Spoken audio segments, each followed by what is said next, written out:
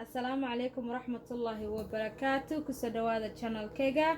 إن واحد ربع مانتاينا إن سوسيدا أصلا مسلا chicken tikka مسلا وستايل هندي سومالي ده مسمستان marka saan u sameyn lahaa baan idin tusay haddaa channelkayga ku cusub tahay please subscribe haddaa hore noola joogtay like share comment wixii su'aalaha qabtaana hoos iigu soo diro insha allah biidnillaahi kariim marka waa kana waxyaabahan isticmaalay oo dhan inta waxaa iigu jira xawaashooyinkii oo dhan marka xawaashadan isticmaalay waxaa ka mid ah waxa weeyaan organic cumin powder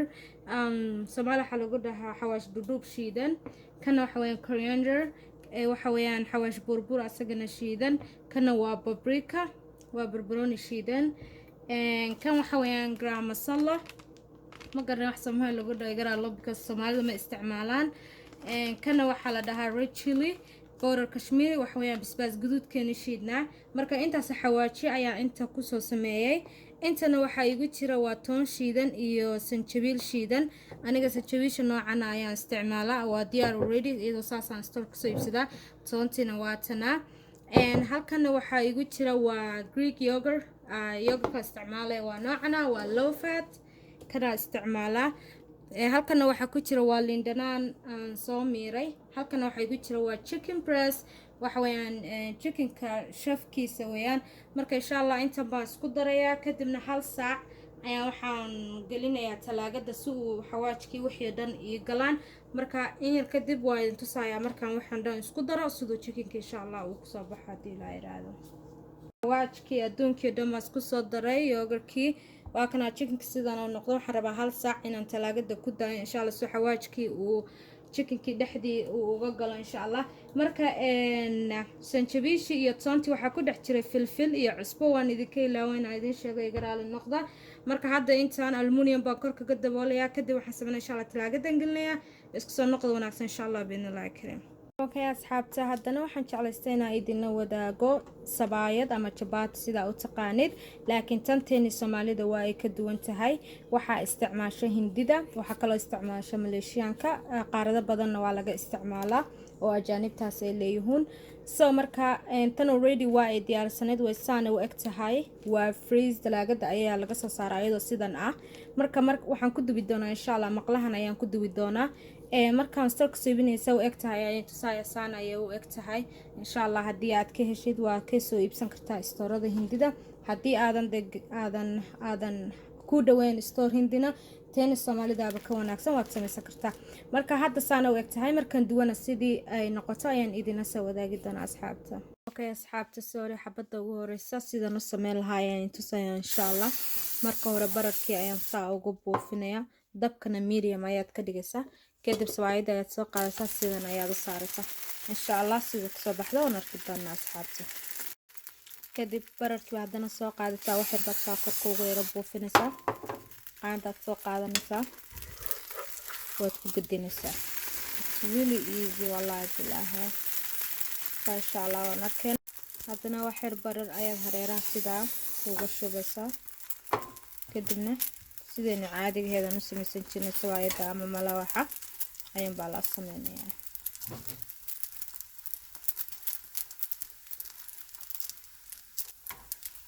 insha Allah inta wax yar waan gedinayaa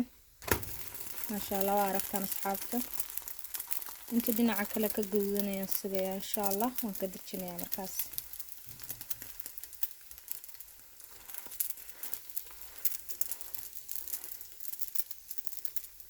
haye waa kana masha Allah asxaabtii sawaayadii sidan ayay ku soo baxday markii aan soo dubay waan soo dhameystiray waa aragtaan aad ayay u jilicsan tahay masha Allah tabarakallah waa taas ayay ku soo baxday marka asxaabta waxaan ku sameeyay bararkan ayaan ku sameeyay kaas asagana waa 0 calories wax kasta waa 0 marka intuu talaagada iigu jiray chickenkii ayaan sii samaystay waxyaabihii kala nubaana insha Allah hadda waxa kaliya ii dhiman waa chickenkii iyo sidaan u sameyn lahaa insha Allah soo noqod wanaagsan asxaabta markaas asxaabta haddana waxaan sameynayaa waa bariiskii marka wax bihii already waa kana uu ii karkaray marka waxaan ku darayaa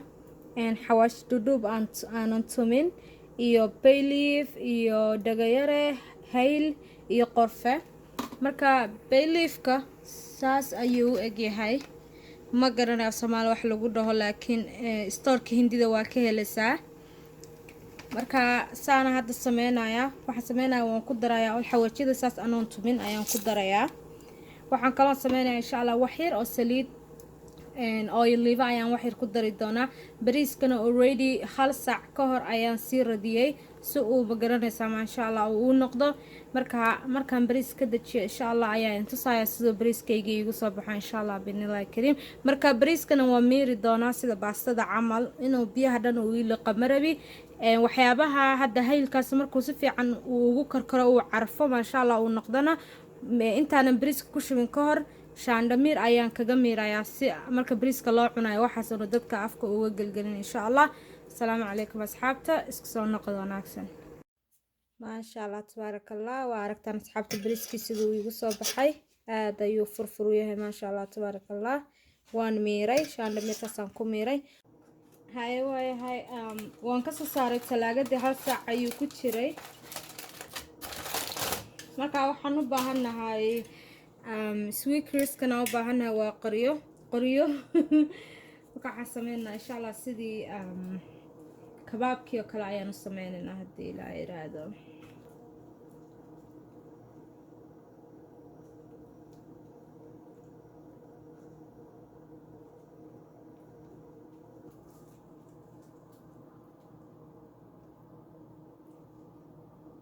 okay insha Allah saas ayaan ku wadaynaa ilaa intaan ka dhameynayo. kadibna ovenka ayaan gelinay, already ovenka waan sii diiriyay intaanan gelinin ka hor.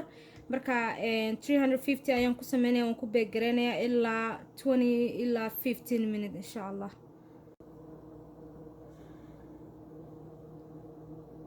maasha Allah tabaarakallah asxaabta, waa kana chickenkii waan kasoo saaray ovenka, sidaas ayuu noogu soo baxay aad aragtaan. marka insha Allah waxaan sameyn doonaa currygii suugadii ayaan ku dhex dari doonaa si uu maasha Allah chicken wanaagsan oo juuskiisa wata uu noo noqdo insha Allah. marka sidaan u sameyn doonaa ayaa idin tusi doonaa currygana. markaas soo noqod wanaagsan asxaabta.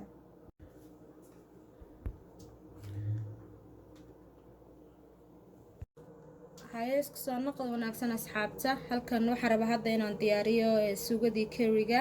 inta waxaan ku diyaarsaday basashii aan soo jarjartay, waa 2 xabo oo yaryar. inta waxaan sameeyay yaanyadii ayaan soo shiitay 3 xabo yaanyo ah. halkan waxaa ku jirta qaando iyo bar toon shiidan iyo qaando sanjabiil shiidan iyo qaandada haafkeed oo filfil ah iyo qaandada haafkeed oo cusbo ah. halkana waxaan kusoo darsaday yaanyo shiishiid. halkana waxa weeyaan xawaajidii markii aan idin tusayay oon ku darayay chickenka oo dhammaystiran. waxaan kaliya kusoo daray huruud shiidan iyo xawaash keeri, hayl iyo qorfi, waxaasaan isku soo shiidan oo ku jira iyo bay leaf. intaas ayaan ku sameyn doonaa insha Allah. waxaan kaloon ku daray wax yar oo oil leaves saliid ah, iyo waxaan kaloon ku dari doonaa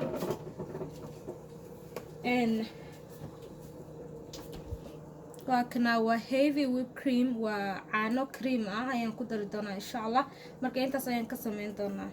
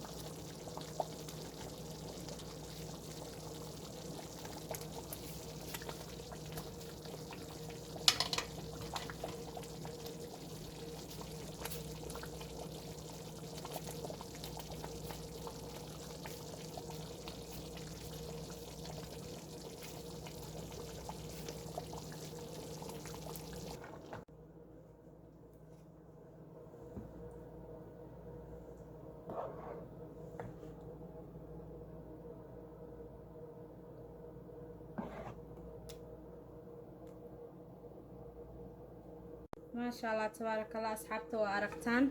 ووجدان سيدو كسو بحي عنتدي هنديدا هدارت بريسكو كوعني كرتا هدارت نسوايدي واتسوا كوعني كرتا وإن شاء الله آن إنورد دمية